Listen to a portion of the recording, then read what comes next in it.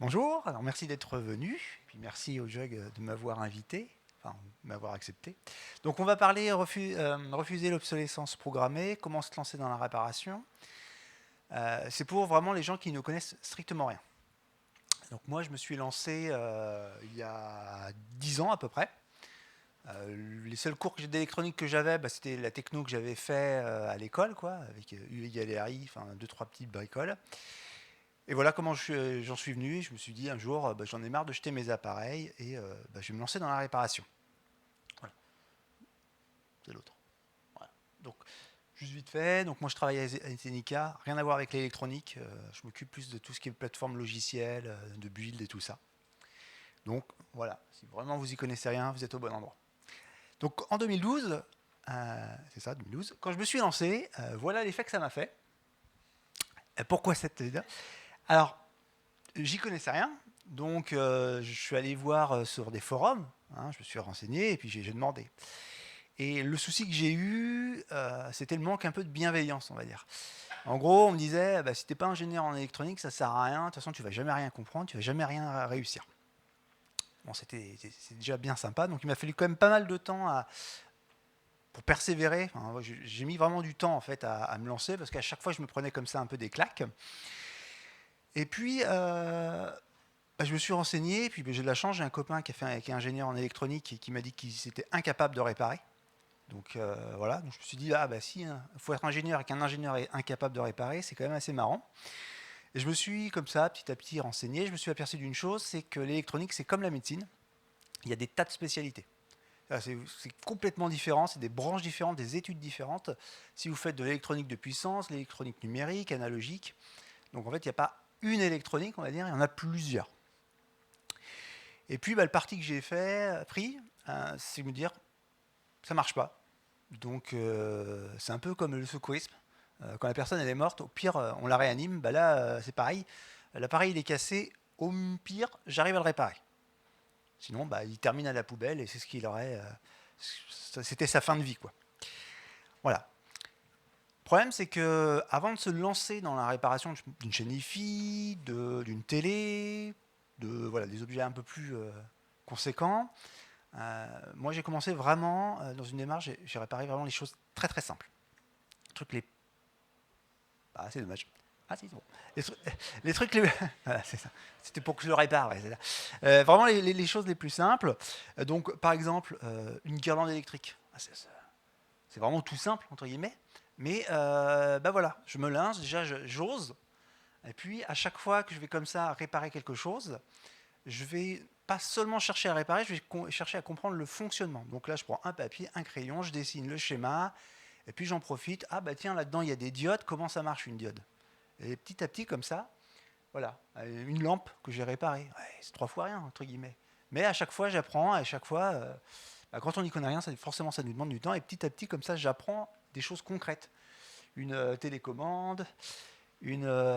oh non, c'est... Voilà. Oh, un petit lapin de jeu, voilà, qu'avait ma fille. Je sais pas si tu as fait celui-là, mais un petit lapin comme ça, et puis je monte comme ça en complexité, et puis au fur et à mesure, j'arrive à réparer les choses, et puis ça me permet de prendre confiance en moi. Alors c'est très bien de se lancer comme ça dans la réparation, mais c'est avec quel matériel il faut commencer, en fait. Et là, c'est pareil, j'ai pas réussi à trouver facilement des ressources. Donc voilà, moi je vais vous les partager. Euh, on va commencer par le classique fer à souder. Fer à souder et je vous conseille même station à air chaud en même temps. Donc ça permet de faire des gaines thermorétractables, enfin pour faire des réparations, tout ça. Euh, Plein de fils aussi, parce que ça c'est pareil. Au départ, on se lance, ah super, j'ai ouvert, j'ai dessoudé, ah j'ai pas de fil. Donc plein de fils qu'il faut en même temps. Un petit multimètre, voilà. Des loupes pour mieux voir. Puis là, on commence déjà à commencer à s'équiper de plus en plus. Une pompe à dessouder. Alors, pas une troisième main, parce que je sais pas du tout pratique, mais plutôt ce type d'appareil pour permettre de tenir une plaque et tout ça. Un tapis antistatique. Voilà. Puis on commence, vous voyez, on commence à s'équiper, une tresse à dessouder, du fer, du pince antistatique et tout ça. Sauf que tout ça, ça a un coût. Donc En gros, c'est si je voulais vraiment vous lancer, si c'est juste comme ça à réparer de temps en temps, ça ne sera pas utile, mais si, comme moi, vous voulez vous lancer un peu plus dans la réparation, de récupérer bah, vos frères et sœurs, ils ont un appareil cassé, je ne répare, vos parents, tout ça. Voilà. Il y a des pinces aussi. Voilà. À peu près, c'est du matériel pour particuliers. Hein. Ce n'est pas du matériel professionnel. C'est pour ça que c'est si peu cher. Il faut compter quand même 300 € à peu près pour s'équiper correctement, pour pouvoir démonter pas mal d'appareils et essayer de réparer. Voilà. C'est vrai que ça a déjà un coût d'entrée qui est quand même qui n'est pas forcément à la portée de tout le monde. Puis après, avec l'expérience, voilà un exemple. Voilà, donc ça c'était chez Zenica, on a retrouvé ce tourne-disque. Il était en panne, il y avait plusieurs pannes. Et justement, je vais vous expliquer une des pannes qui peut être intéressante. Et on va voir qu'il n'y a pas que la connaissance électronique aussi qui intervient. Donc une des pannes, c'était l'alimentation. Elle était instable, ça ne marchait pas. Bon, ça, à force, bon, ok, on trouve, c'est vite. C'est des condensateurs, on sait les repérer, ceux qui facilement sont à changer ou pas. Et puis il y a un autre petit piège, c'est sur celui-là qui est intéressant. Donc là, c'était le capteur de fin de course du lecteur CD. En fait, il ne détectait pas qu'il était en fin de course, donc vous imaginez bien que le moteur il se mettait à tourner en permanence et ça faisait un sale bruit et ça risque de casser. Et c'est là où aussi, une des choses qu'il va falloir affronter quand on se lance dans la réparation, c'est que ce genre de pièce, elle est fabriquée sur commande. Et donc, vous ne les trouverez jamais, en fait. Donc ça, c'est un exemple, et régulièrement, je dois réparer des appareils où il n'y a aucune pièce disponible. Parce que c'est des pièces commandées, fabriquées spécialement pour ça. Donc là, alors, il faut quand même de l'électronique pour comprendre, alors c'est quoi ce capteur, comment ça marche, comment il intervient dans le circuit et tout ça. Puis après, il faut un peu d'imagination pour dire, ok, je le change. Et donc j'ai complètement pris en fait là c'est un petit interrupteur micro-switch, c'est ça qui est dans les souris par exemple, pour les boutons. Voilà. Et là, comment j'imagine, comment je fais des tests. Et là, vous voyez aussi pourquoi c'est si cher à réparer. C'est juste pour ça, il m'a fallu 8 heures pour dire ok, c'est ça qui ne marche pas, comment je le remplace, je fais des tests, je fais des prototypes et j'en arrive à la solution finale. Donc c'est là où on voit aussi pourquoi c'est intéressant de se lancer dans la programmation, dans la réparation. C'est parce que la réparation, si vous amenez ça, ça va coûter hyper cher.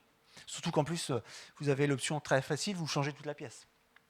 Mais là, ça fait du déchet. Donc voilà. Donc, ça, on va dire, c'est réparable avec le matériel que j'ai cité avant. Et puis après, vous allez vouloir peut-être vous lancer encore plus loin dans la réparation. Là, je dois réparer un ordinateur pour ma sœur, par exemple. Là, il faut monter en gamme. Donc là, c'est pareil, je vais vous présenter du matériel. C'est toujours du matériel particulier, j'insiste, parce que quand vous allez voir les prix, déjà, c'est intéressant. Donc là, il va falloir aller un peu plus loin et s'équiper de matériel que j'ai découvert. Donc ça, c'est un capteur de température. Alors, normalement, ça sert à prendre la température sur les murs et tout ça. Et c'est très intéressant parce que ça permet de... Alors, l'idéal, c'est ce qu'on appelle une caméra thermique, mais c'est très cher. Donc avec ce petit appareil, par exemple, vous mettez ça sur le circuit, vous le baladez sur le circuit, et vous voyez s'il y a un composant qui chauffe anormalement. Donc il y a un court-circuit, donc déjà ça permet d'aider, en fait, de guider la réparation.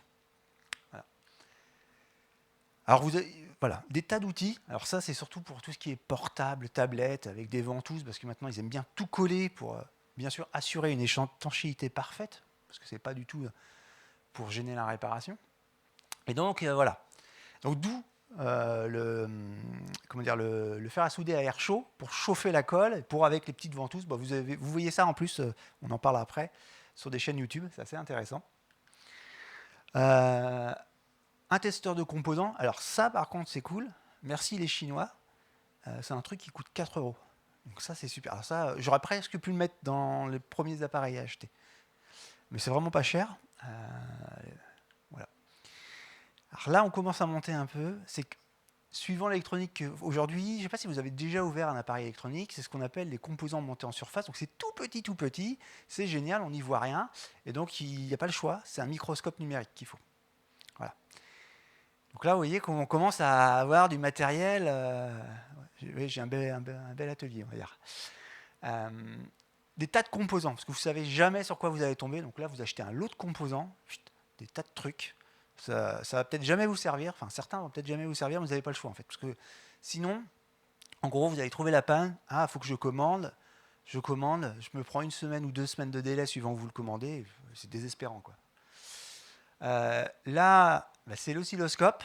Alors, si vous vous souvenez comment ça fonctionne, tant mieux. Sinon, vous faites comme moi. Il y a des chaînes YouTube. Je n'avais jamais compris à l'école comment ça fonctionnait. J'arrive maintenant à peu près à le faire fonctionner. Donc, c'est plutôt pas mal. Mais donc, voilà. On voit que c'est quand même des outils à portée de main. Si vous faites beaucoup de réparations, là, j'avais montré la pompe à dessouder, donc c'est sympa, mais c'est assez limité. Donc là, il faut acheter carrément. Là, c'est vraiment, vous avez déjà de l'expérience. Il faut attendre, genre. Ouais, bah moi, j'ai attendu 10 ans en fait pour m'acheter ce genre de matériel. Donc là, c'est vraiment une pompe à dessouder, une station de dessoudage. Donc là, on monte vraiment en gamme. Toujours pareil, hein, c'est que du matériel bas de gamme ou pour particulier, quoi. Voilà. Et puis, bah, c'est ce que je vous disais. Voilà. Donc vous commencez, bon, c'est sympa, 5 euros, ça va. Puis vous achetez ça, ah ouais, bon, déjà ça commence, bon, c'est 20 euros de plus. Et puis vous commencez à tout un lot de composants divers et variés, donc il va falloir compter 50 euros de plus. Et c'est pas fini. Et là, c'est là où ça commence à piquer. Parce que voilà, un microscope numérique, c'est direct 200 euros. Pour un oscilloscope, donc alors, je ne vais pas vous expliquer en détail dans quel cas, on pourra en parler après, hein, dans quel cas, mais voilà, déjà, c'est du matériel chinois acheté sur AliExpress. Je sais qu'il ne faut pas faire de pub, mais pas cher, hein, parce que 300 euros, le matériel professionnel, entrée de gamme, c'est presque 2 fois plus cher, quoi. Et puis pareil pour la station de dessoudage, voilà. Donc là, on voit quand même que ça commence vraiment à coûter cher. Donc c'est aussi une des choses que moi, je n'avais pas anticipé au départ quand je me suis lancé, c'est les coûts. Et ça peut aussi démotiver quand on commence à voir monter les coûts et tout. C'est pour ça que je vous ai fait cette présentation de combien ça coûte au départ si vous voulez vous lancer. Et si vous voulez vraiment aller encore plus loin, vous savez à peu près l'ordre de grandeur de l'argent que vous devez investir. Et vous pourrez faire votre plan de financement avec votre banque, quoi. Voilà. Ça coûte un peu cher, ouais. Ça coûte cher. Et puis, il faut aussi, bien sûr, j'en ai pas parlé, de la place. C'est-à-dire qu'il ne faut pas croire que vous allez faire ça sur un coin de la table de votre salle à manger, quoi. Il faut vraiment un atelier dédié avec pas mal de prises. Je ne l'ai pas pris en photo parce que je ne sais pas si ça apportait grand-chose, mais il faut vraiment vous aménager un atelier. Moi, je me suis vraiment aménagé, donc une table d'1,50 m, je crois, un truc comme ça, avec des prises au mur. Et là, c'est vraiment mon truc dédié, avec une étagère, avec tout le matériel. Voilà. Donc ça demande aussi de l'organisation derrière. Voilà. Alors ça c'est bien, donc maintenant on sait on sait par quoi commencer, on sait quel matériel, mais si je veux apprendre, eh oui, c'est ça, puisque sur les forums ils ne sont pas toujours super sympathiques, eh bien depuis quelques temps, ça a vraiment explosé depuis, est-ce que c'est un hasard, mais avec le confinement, je ne sais pas, et maintenant on trouve des super chaînes YouTube là-dessus. Truc il y a 10 ans, il n'y a rien, quoi. Alors je ne les ai pas forcément mis dans l'ordre du plus facile, je vous ai mis dans l'ordre de la logique de réparation. C'est-à-dire que le premier, donc c'est une personne, lui c'est son boulot. Lui il est spécialisé même en réparation de drones. Voilà, donc il fait des vidéos et donc ça vous permet de voir, quelle démarche, parce qu'il y a ça aussi, c'est que pour trouver une panne, il y a une démarche à prendre. Et cette démarche-là, elle n'est pas expliquée dans les livres ou tout ça, donc en regardant des vidéos comme ça, effet stromboscopique, voilà. Et donc lui, il est vraiment intéressant, il prend vraiment le temps, il s'adresse vraiment aux débutants. Donc ça, c'est super intéressant. Il y a Philippe de Merliac, qui est un peu plus connu dans l'électronique. Alors lui, il est un peu plus généraliste, mais aussi il explique aussi très très bien. Alors lui, vous verrez, quand vous voyez son atelier, c'est des armoires entières de matériel qui se touchent. Il y a Rancune, alors qui s'est lancé il y a peu de temps, je crois que c'était début juin ou mai. Et là, c'est pas un électronicien, c'est un roboticien. Donc c'est très intéressant parce qu'il est prof dans le sud. Et donc il a pris justement le parti de, plutôt que faire comme à l'école, alors j'ai fait quelques cours d'électronique quand même dans mes études, mais plutôt que j'apprends les composants, j'apprends les formules mathématiques, et puis après tu galères à essayer de l'appliquer, c'est d'abord on applique, en fait, c'est ce qu'on appelle l'électronique avec les mains. C'est d'abord, je fais, tant pis, je vais cramer des composants, c'est pas grave, je vais apprendre. Et alors lui, il est vraiment, vraiment génial. Enfin, les vidéos sont longues, c'est à chaque fois 2 heures. Et alors, il y a un créneau, donc électronique from scratch, le vendredi, et un créneau SCP, je ne sais plus ce que ça veut dire, mais c'est un projet. Alors, c'est Side Child Project, je crois. Donc là, le FS, c'est le vendredi, c'est cours général. Donc il va vous expliquer c'est quoi un condensateur, à comment ça marche, comment l'utiliser, tout ça. Et le jeudi, donc le SCP, c'est vraiment, il se lance et dit, tiens, on va faire, là, c'est un espèce de bouton piloté par de l'USB. Et donc ça permet d'avoir et la partie théorique et de voir concrètement comment ça s'applique. Je sais pas si tu vois. Voilà. Alors après, vous en avez d'autres. JMC Lab Experience est aussi vraiment débutant et très très intéressant. Après, on monte en gamme, notamment Eric Perronin. C'est un prof qui est GE2I à Nantes. Alors du coup, là, c'est vraiment effet prof. Donc les vidéos, des fois, il faut les mettre en accéléré pour pas... C'est vraiment très intéressant le contenu, mais c'est vrai que c'est pas toujours très facile à se motiver à regarder parce que il n'est pas très dynamique. Mais là, par contre, on va loin. Alors, même si on ne retient pas, ce qui est intéressant, c'est qu'il nous montre les calculs et tout ça, et donc on comprend derrière que ça ne tombe pas du ciel. Et même si on ne comprend pas, on maîtrise pas ces calculs, il y a plein de petites choses qu'on va comprendre et qui vont nous aider dans la réparation. Après, Iodure métallique qui fait un peu de tout, de la réparation, de la création et tout ça. C'est pas toujours facile accessible facilement, mais c'est quand même intéressant parce que c'est très varié. Et puis Deus Ex Silicium, peut-être qu'il y en a déjà qui connaissent. Ouais, voilà.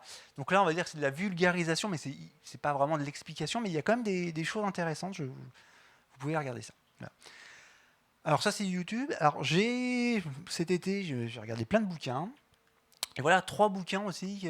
Ah oui, j'ai une faute. J'ai oublié le S. Ah, livre. 3 bouquins qui vont vous permettre aussi d'apprendre les bases, parce que certes, la réparation, c'est une discipline différente que la création. Parce que quand je crée un circuit, je n'ai pas de contraintes, je fais ce que je veux.